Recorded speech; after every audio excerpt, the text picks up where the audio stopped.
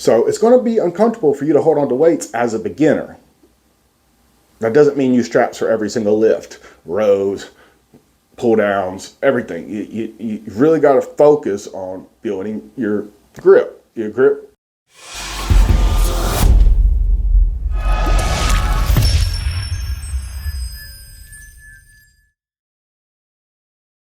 Hey everybody, I'm Nathan from Life Shift Fitness. I'm a certified personal trainer, and I'm here to talk to you today about how and when to use lifting straps and a lifting belt. Make sure you subscribe because next week's video is going to be all the over-the-counter supplements I use. Super simple regimen that causes a 95% reduction in my terrible cystic hormonal acne. I'm acne clear because of these supplements. So, it goes hand in hand with lifting. I don't know if you were a teenager like me, riddled with acne. So, definitely subscribe for next week's video. And remember, you got to hit the little bell or you're not going to get notifications. So, also in the video description is my social media and my email to get directly in touch with me. And you can follow me on my Instagram, Facebook for daily content below. So in all my years of fitness and being a personal trainer, I have came across some frequently asked questions. So today's topic is going to be, when should I use lifting straps and a lifting belt? So topics from this video, and you can see it in the chapters below: when and how to use a lifting belt, when not to wear a lifting belt, getting stronger for reps, what does that mean, using a belt to build strength, introducing lifting straps, and then I'm going to talk about building grip strength, and then when to use straps. So first, lifting belts. My fundamental belief is that you should use these items only when absolutely necessary, and that you should build up a foundation of core strength through lifting, for repetitions, getting stronger for reps, and just don't overly rely on this. A lifting belt is primarily used for squats and deadlift. So here's a good lifting belt, basic lifting belt. You're going to wear it with the thick side around your back. I'm really not going to take time in this video. There's 1,000 things on YouTube about how to put this on, how tight to get it. It's a personal preference thing. I'm just going to get to the information here. But when I say lifting belt, that's what I'm talking about. All right, so how lifting belts work. Lifting belts add extra stability to your core. They allow you to brace your core against the belt for added stability. So the ways it's basically working is having the belt tight around your abdomen when you do a Valsalva maneuver, meaning trying to breathe out against a closed windpipe. That's like when you brace your stomach for a good set of squats. What you should be doing is you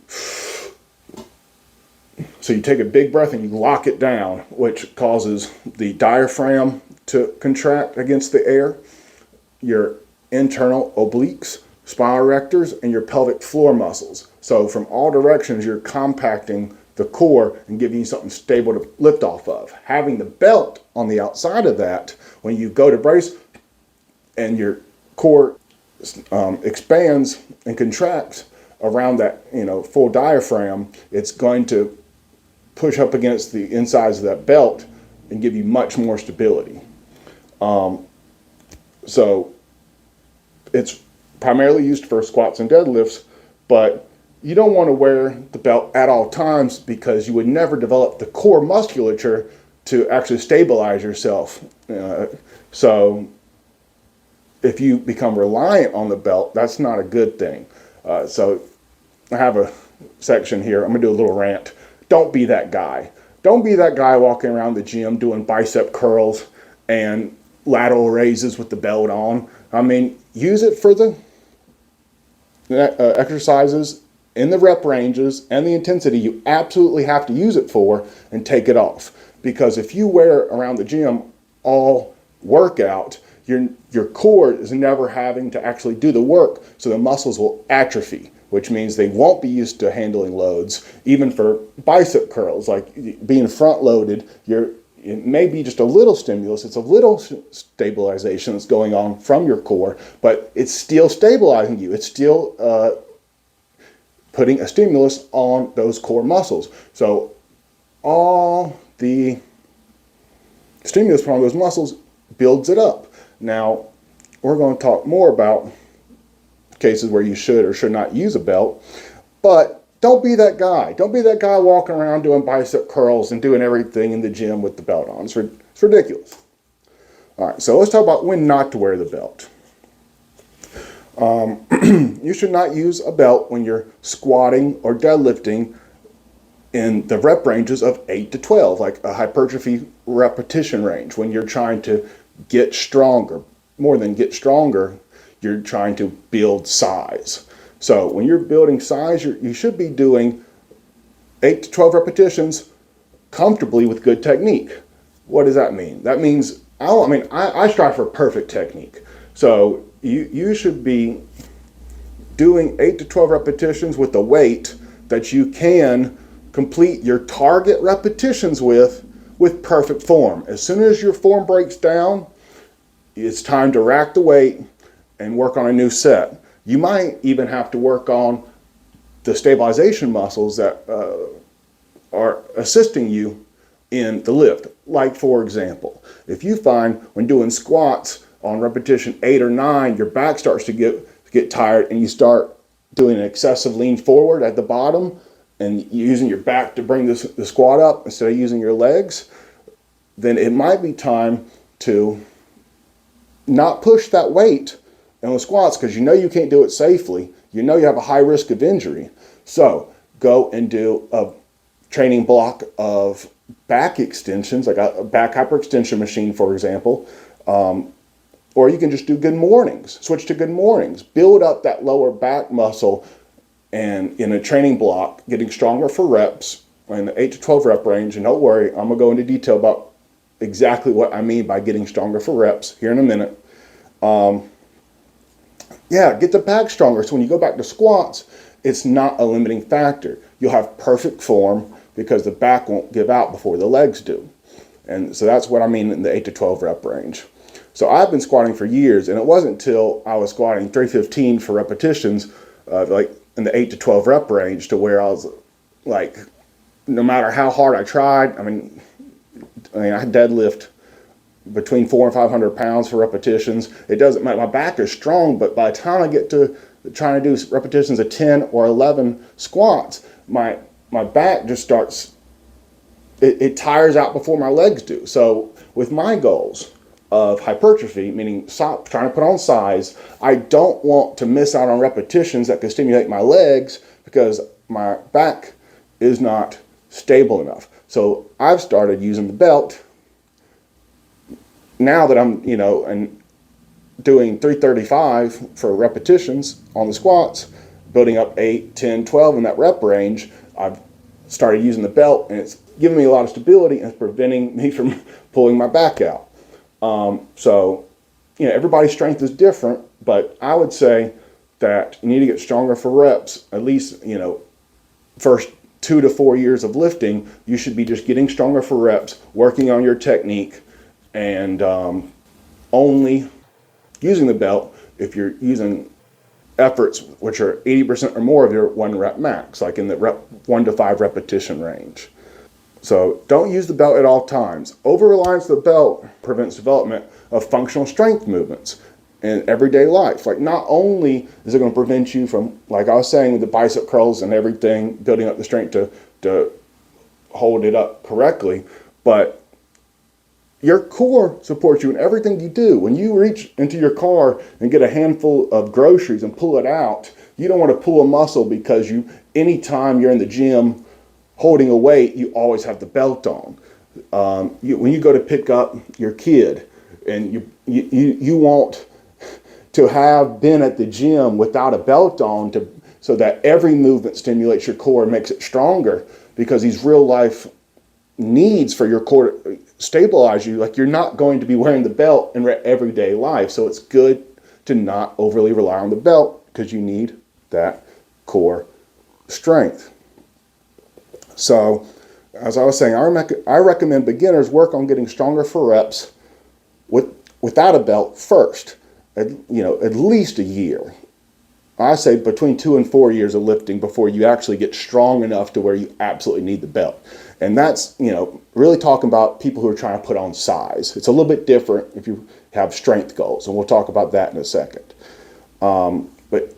Here, even if your goals are more powerlifting oriented, build a foundation of muscle first. So I could segue into this. I could talk about this for 30 minutes, but we're just going to do a quick overview because, at the end of the day, a bigger muscle is a stronger muscle. Yes, you can improve the neural connection and the signaling, how much muscle recruitment you have, basically, is what we're talking about when you're talking about getting stronger. Getting a muscle stronger is improving the amount of muscle fibers that you can recruit and use in a lift, and also your proficiency at that lift. So that's very important. But I don't care how much you train with maximum effort lifts in 1 to 3 rep range. I have a video I'll put up about how to lift weights to get stronger.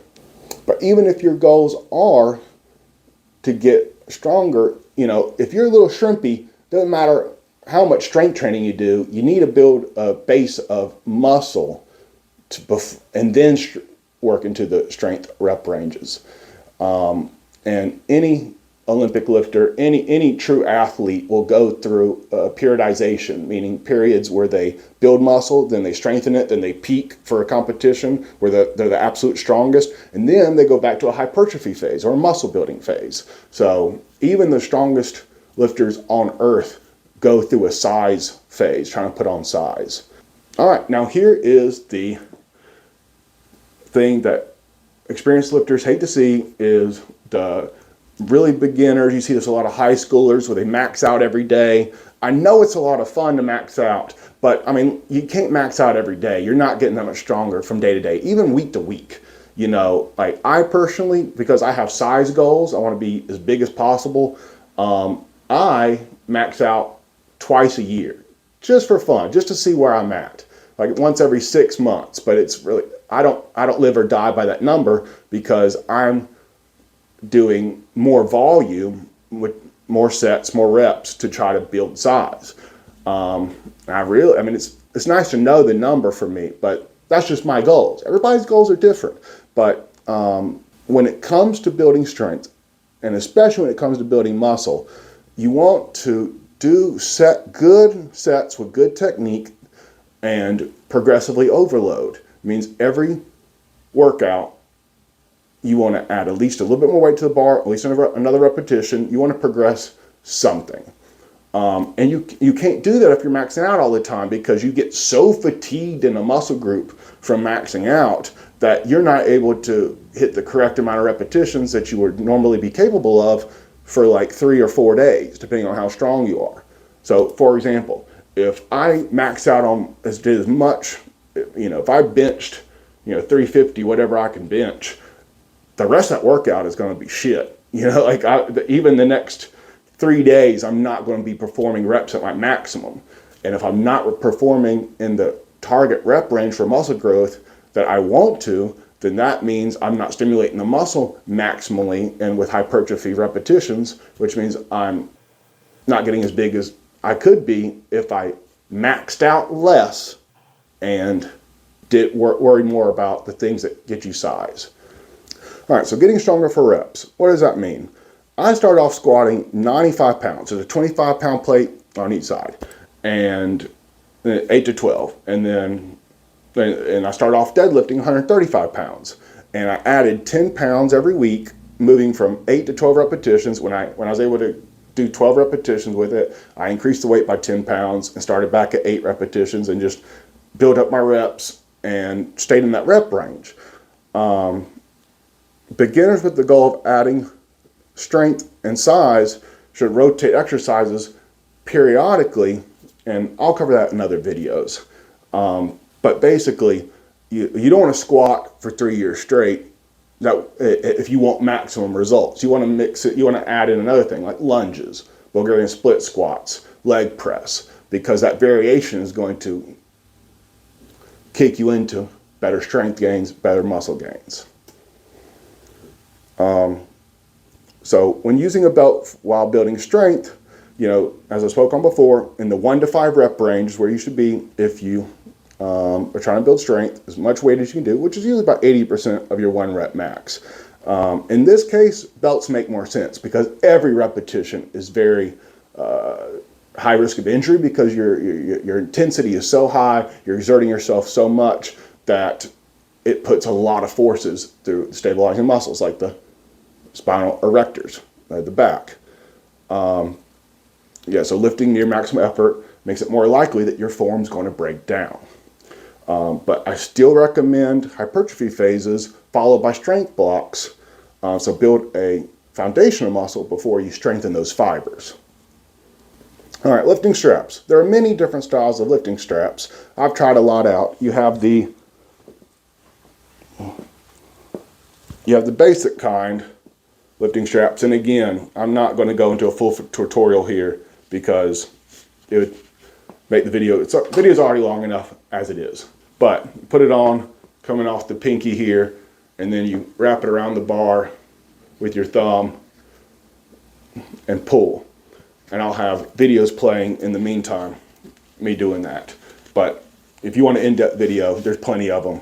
I'm just going to talk about when you should use them. There's also Versa grips. Versa grips are a leather pad, so you strap it on. You strap it on your hand, and it wraps around the bar like that. You fold it in your hand, and it allows you to hold the bar better. You also have D-Moose hook grips. So D-Moose hook grips look like this. So it is a grip of, you can't fail. It doesn't fall off the bar because it's literally like a metal hook. So when you put it on your hand, it lays in your hand like that. You don't even have to hold it. You could have your hand straight. It's a hook. It's a metal hook. You hook it on the bar, it's pulling. So there's a lot of different styles. So these to be used anytime your grip is challenged. But just like a belt, you should try to build up your stabilizer muscles, meaning your forearm muscle, before, by getting stronger for repetitions. Like we were talking about, in the 8 to 12 rep range, add 10 pounds every week, progressive overload. That's what, until you get really strong. Like for example, when I warm up with deadlifts, 1 plate, 135, I don't use them. 2 plates, 225, I don't use them. 335, I'll think about using them. Anything over 335, I'll have to use if I'm going to do repetitions of 8 to 12. With anything over 315, just because my grip is the limiting factor. But you should not rely on them. Unless you're doing sets of 1 to 5 repetitions or maxing out, which you shouldn't be doing all the time. Just try to build up your forearm muscles by, don't rely on them, especially for repetitions of 8 to 12. Try to get your grip strength stronger. So it's going to be uncomfortable for you to hold on to weights as a beginner. That doesn't mean use straps for every single lift, rows, pull downs, everything. You really got to focus on building your grip. Your grip strength will grow if you don't rely on straps, just like every other muscle, just like your bicep, just like your chest. Your grip strength will get stronger. You should build grip strength for practical stuff too. Like you don't want to be like big as a house and you can't pick up like any kind of pipe or anything in your everyday life and hurt your wrist. Your wrist strength needs to get strong as your body does because it's just how injuries happen.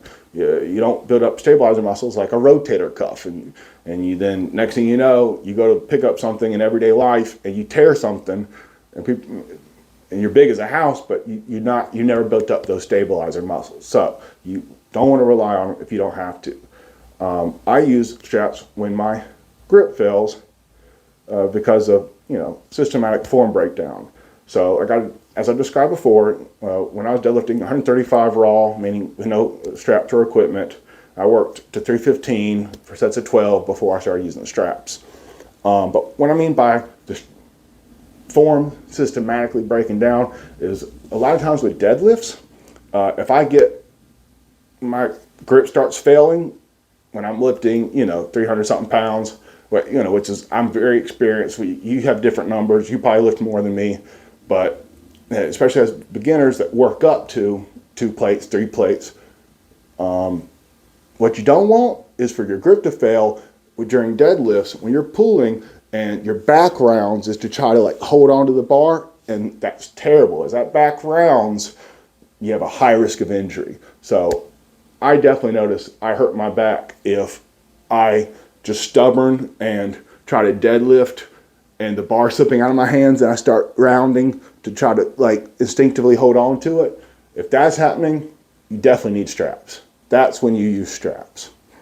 So if your form breaks down to the deadlifts or even a cable row, like a lot of times as I'm really cranking on the cable row, it starts slipping out of my hands and I'll start doing a bunch of jerking motions to try to get my grip so my form breaks down. I start doing terrible repetitions, and you should not sacrifice form, because we're trying to hit the target muscle. When your form breaks down, you start using every muscle group but the actual target muscle to do the work. Like for example, on a row, you should be working the muscles of the upper back, the lats, and the rhomboids. But when you start having to lean forward and jerk the bar, now you turn into a back extension. Your lower back is working. It's not what you want. When should you use straps?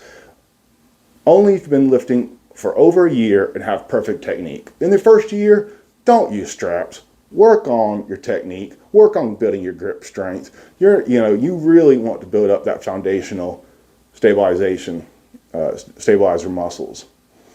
If you haven't been lifting for a year, just worry about building foundational strength and size. Just like a lifting belt, get stronger for reps. Build up the muscle of the forearms using sets of 8 to 12. If already let's say you've worked up to using 315 with straps, and there's no way you can hold on to it without straps.